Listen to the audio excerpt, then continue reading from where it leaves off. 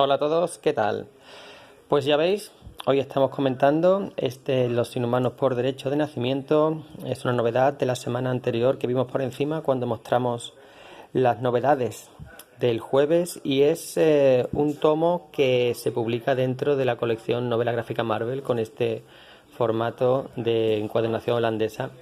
En mi opinión, totalmente innecesario, tanto por el volumen de la obra, son 100 y pico de páginas, como por la obra en sí, que realmente no merece este formato de lujo.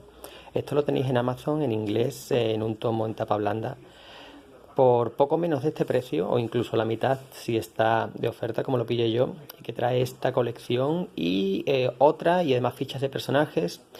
Y bueno, aquí el formato no lo podemos abrir, está precintado.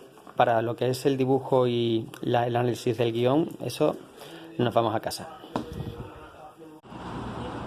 Bueno, no estamos en casa, hacía un día demasiado bonito para pasarlo en habitación cerrada haciendo reseñas, pero este es el tomo del que os hablé, Los Inhumanos, Derecho del Nacimiento, el TPB americano, en el que trae dos historias. La primera es de la que hoy estamos hablando, este Derecho a Decidir, que Panini acaba de sacar en tapa dura, y la segunda, que no tiene nada que ver con la primera y que ocupa la segunda mitad del tomo, es una cosa que se llama Los Inhumanos y la historia jamás contada, y que nos cuenta, valga la redundancia, detalles y hechos de lo que ocurrió antes del descubrimiento de los inhumanos por parte de los Cuatro Fantásticos, así como algunas notas de continuidad interesantes, como cuando se cambió o cuando se situó Atitlán en el Himalaya, por qué Medusa se unió a los Seis Siniestros, cosas que para el lector clásico tienen amor, tienen interés, y sobre todo me gusta el tomo por esto del final. Tiene unas fichas de personajes que eran muy populares en los 80 y 90 y que hoy día se han perdido y que a mí me encantan. Todo esto estoy seguro, porque la ficha que Panini ha proporcionado de su tomo no viene. En la ficha de Panini pone que tiene 120 páginas, es novela gráfica, pero sin embargo solo 76 es la longitud de la historia, así que no sé qué habrán rellenado con el resto. Pero bueno, y ahora vamos a hablar de la novela gráfica en sí. ¿Qué tenemos aquí? Pues esto es una rareza. Esto es una historia que no es. Quien vaya a comprarse este tomo pensando que es una historia de los inhumanos se va a decepcionar. Incluso como cómic de superhéroes tampoco es exactamente lo que te esperas. Esto es simplemente una excusa para hablar del derecho a decidir de las mujeres. El derecho a decidir que se focaliza en Medusa que se queda embarazada y sin el permiso del Alto Consejo Genético. El Alto Consejo Genético es esto, una serie de inhumanos muy ancianos, que son los que rigen el destino genético de la sociedad en base a ciertas reglas antiquísimas que nadie sabe su origen, pero que siguen influenciando el día a día de la sociedad inhumana. Pues Medusa rompe las reglas, se queda embarazada de Rayo Negro, se queda embarazada sin permiso del Consejo, porque ellos consideran que el bebé fruto de ese matrimonio sería demasiado peligroso, demasiado inestable, dado el poder de Rayo Negro, dado que su tío es Maximus el Loco. Digamos que no quieren permitir ese embarazo, así que le quieren obligar a abortar. Medusa se niega, hay un juicio y se niega y huye a la Tierra.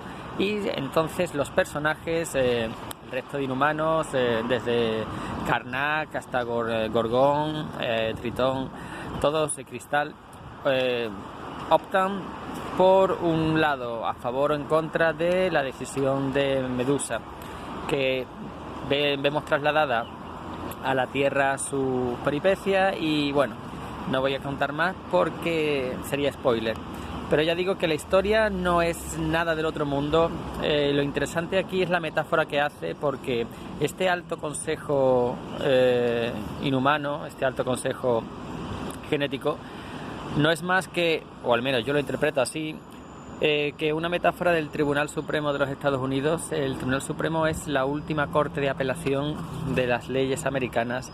Es un grupo de hombres elegidos de por vida, que son los que tienen que dirimir los problemas o los desajustes legales y morales de la sociedad americana, de forma que cuando hay que decidir si algo es legal o si está acorde a la Constitución, como podría ser el matrimonio gay, pues si podría hacer el asunto de las células madres, problemas de inmigración, pues a ellos se les consulta y su decisión es inapelable.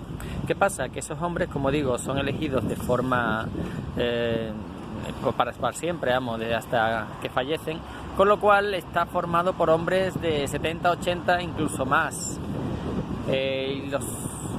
A medida que te haces mayor, los ancianos tienen una mentalidad más conservadora y menos permeable a las ideas nuevas y a las nuevas formas de pensar. Así que suelen ser decisiones muy tomadas con un prisma muy conservador e incluso reaccionario. Bueno, pues esto es lo que nos plantea. El interés del cómic no está en sí en el conflicto en sí ni en cómo está planteado, porque los personajes personalmente están tratados, valga la redundancia, fuera de personaje. Karnak, que es un intelectual, alguien frío, alguien cerebral, se comporta aquí como un niño pequeño con una rabieta. Gorgón es directamente tonto, Rayo Negro es pusilánime. En fin, los personajes no se comportan como son, sino como la guionista necesita que lo hagan. Y luego el conflicto, pues el conflicto quizá en su momento tuvo, no sé, quizá sorprendiera, pero hoy día la verdad es que los diálogos, las situaciones que se dan, quizás sea un poco, no sé, no te llega, por lo menos a mí no me ha llegado. Aparte lo veo un poco, no sé si decirlo hipócrita o cobarde es la palabra, porque, a ver, esto se plantea el conflicto se plantea porque Cristal quiere tener al niño y le obligan a abortar. ¿Dónde está el conflicto en eso? ¿En qué sociedad, en qué paralelismo real se ve? El único país que yo recuerde ahora mismo que tiene una política restrictiva de natalidad de esa manera es China, la China comunista. Pero en el resto de países el problema está en el derecho al aborto. En la mayoría de países que hay problemas de ese tipo, siempre está en la incapacidad de la mujer para poder abortar si lo decide, y eso es algo que todavía ocurre en muchos países de Sudamérica, incluso en Irlanda hasta el año pasado no se podía abortar libremente. Así que la postura de la guionista la veo un poco bastante cobarde, aunque supongo que siendo la sociedad americana tan conservadora no hubieran publicado el cómic de otra manera si hubieran sido Medusa queriendo abortar. Pero bueno, aparte de eso, el dibujo, ya lo veis, de Blevins estuvo dibujando bastante a los nuevos mutantes, y a los lectores clásicos le traerá buenos recuerdos. A mí este dibujo caricaturesco a veces la verdad es que me saca un poco de la lectura, sobre todo teniendo en cuenta el tema del que estamos hablando, pero hace un buen trabajo sobre todo por el uso del color. Hay algunas páginas que tienen mucho mérito, pero bueno, en conjunto una lectura que no es imprescindible, ni mucho menos, que si eres fan de los Inhumanos tampoco vas a apreciar especialmente porque están muy desdibujados. Fijaos a lo que me refiero con páginas meritorias, fijaos en esta, que el conflicto se adereza con ciertas batallas o ciertos enemigos que la verdad es que no vienen al caso, y que bueno, en verdad, en resumidas cuentas, es prescindible. Pero bueno, el tema que toca y la forma que tiene de hacerlo a través de un cómic de superhéroes es interesante, pero creo que fallido.